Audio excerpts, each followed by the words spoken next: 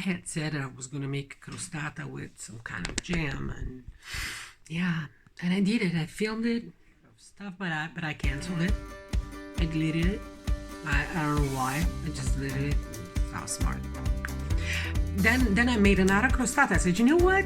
I'm gonna make another crostata, and I made it, and I filmed it.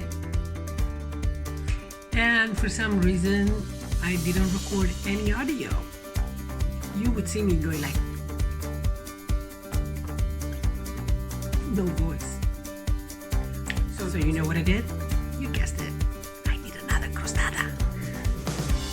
And I forgot it in the oven. Yeah. And, yeah. So you know what? Pasta it is. You're gonna make pasta. Pasta, no, pasta.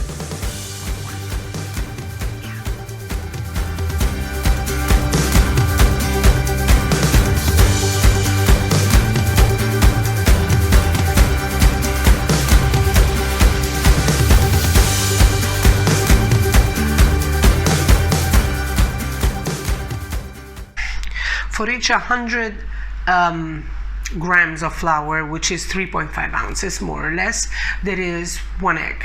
And then we add at the end to it a tablespoon of extra virgin olive oil, loosely a tablespoon, and a good pinch of salt.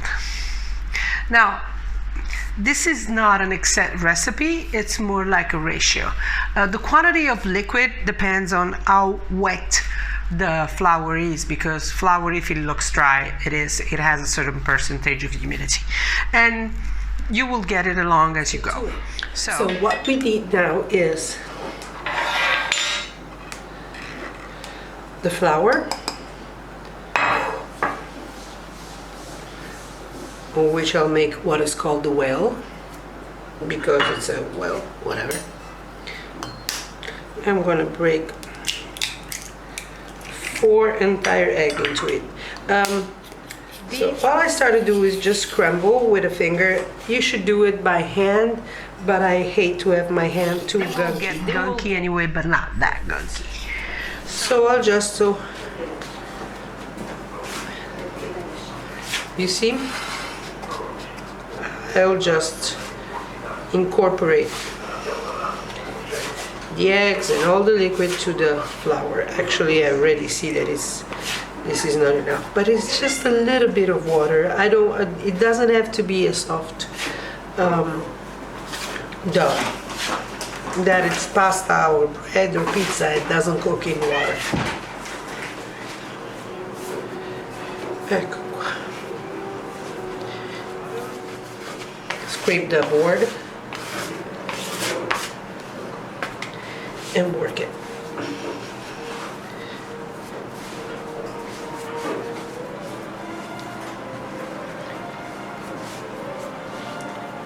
It has to be a little energy kind of thing, but the trick is to fold every time. You see, you fold and fold and fold. Just stretch it over the board and fold it back in.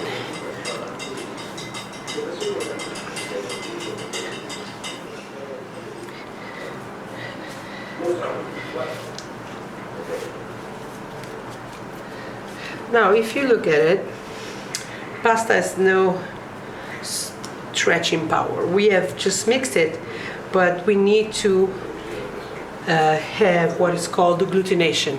It's a process in which the flour combined with the liquid, which in this case is egg and oil, will produce the gluten. Its own gluten and will be at the end more elastic than it is now. I want to show you something. This is when the dough is ready to be put aside to rest. It's when you pinch it down and it raises back up. You see? So what I do, I'll just put it into a bowl. Now, if you do it like the day before you want to use it, you wrap it in plastic, put it in a container, wrap it again, and put it in the fridge. But we're going to use it in a little while. So outside here is not too hot. It's fine. The reason why I want to cover it is that I don't want to have air on it, so it will not get dry on the outside. I thought you wanted to know how a pasta machine is made. So this is my little pasta machine. It's very little, very simple. It's nothing special. Pasta machine is made by the central body, a crank, and a pin that fixes it to the table. The pasta machine itself is a structure that has two dough roller. They're activated by a crank that you hook here. You get this and you put it here so you can turn it. And then you can activate the two rolling pin. And there's a knob here with numbers that select the thickness of the pasta from 0, which is the larger setting. You can see through. Then it progressively gets smaller the higher the number on the knob, up to 9. I use the number 6 pretty much for everything, including ravioli, because I like the thickness of the pasta, except for tortellini. For tortellini, I go to 7 because I want them a little bit thinner.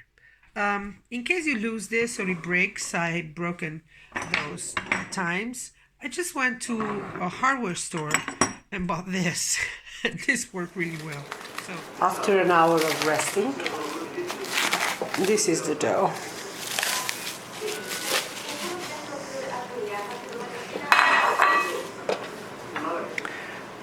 A little bit of flour here. And the dough is considerably more elastic. And I'll just move it around. They're a lot softer than it was before. I'm going to show you how to make tagliatelle. We're going to flatten as much as possible the pasta with the palm of our hands. And then to the pasta machine. Okay, we're going to put it at the largest setting, which in this case is 0. And I'll leave the pasta there. I don't care about holding up back. I just want to hold what comes out. So what I do, I stretch it a little bit, I fold it, make a quarter of a turn, so I will allow pasta to stretch in all directions. Fold it again, and work it. This acts as kneading somehow. This is still folding and mixing and doing everything. A little bit of flour. I'm going to start by going to the next step, which is 1. Of course, starting from 0, we have to get to 6. I never go this way in vertical because then I'm going to have very long stretches of pasta. I'm going to stretch it from the larger point. 1 passage, and I'll go to the next step. We're 2. We are 3. This pasta is very well, it's not sticky or anything, but if you think it sticks a little there, you just pass it on to a little bit of flour, but just a tiny bit. 5 and 6. On 6, I'll pass the pasta twice, the dough twice. So, on the board, we're gonna make tagliatelle. On the side, I have prepared a tray with some semolina flour. I will use semolina flour because that will not stick to the final product. What do? You fold up to a middle point and fold again. If you cut through it, if you just put pressure and go down, pasta, every fold of pasta will attach to the next. But if you saw through it gently, applying a gentle pressure, it will not attach. You go with your back on the parts that is still attached and lift up, and then your pasta. This is dry enough that you can roll on its own and leave it here to rest. All you need to do every now and then is just make sure that it doesn't, clog all together. We flatten and go through it. On the first setting, on the larger setting, we just pass it a few times. How long does it need? How many as it needs? Until you have everything very smooth. You see this? Step up. Number 1, number 2, setting number 3, 4, 5, a passage over the floured board, 6.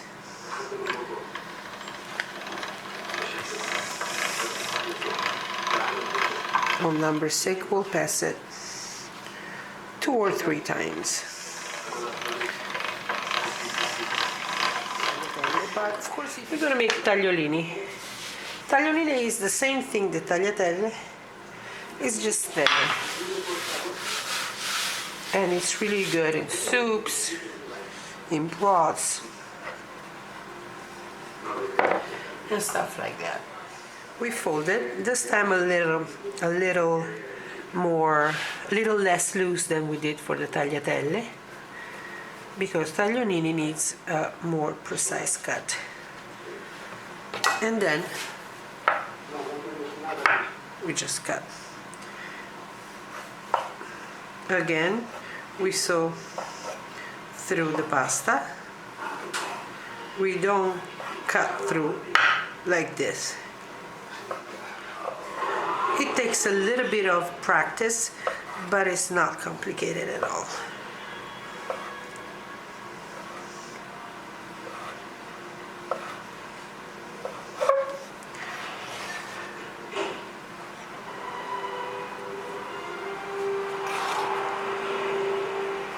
So here it is. It's okay, some are thicker. These are called taglierini or tagliolini. It's something that we use generally in soups. Again, twist. Some comes better and some come less well. So this is a pretty detailed video that I wanted to make to show you how to make tagliatelle or taglierini. And if you make it larger, it become pappardelle. It's all the same stuff. It just depends how wide is the cut you make. But that's the end for today. The second part, which is the one we're gonna make tortellini, handmade tortellini. I'm gonna post it on Saturday morning or Sunday morning, it depends. And I'll show you also how we do eat them, which is not with sauce, but it's broth. And I'll show you how to do it, no problem. I'll see you Saturday or Sunday.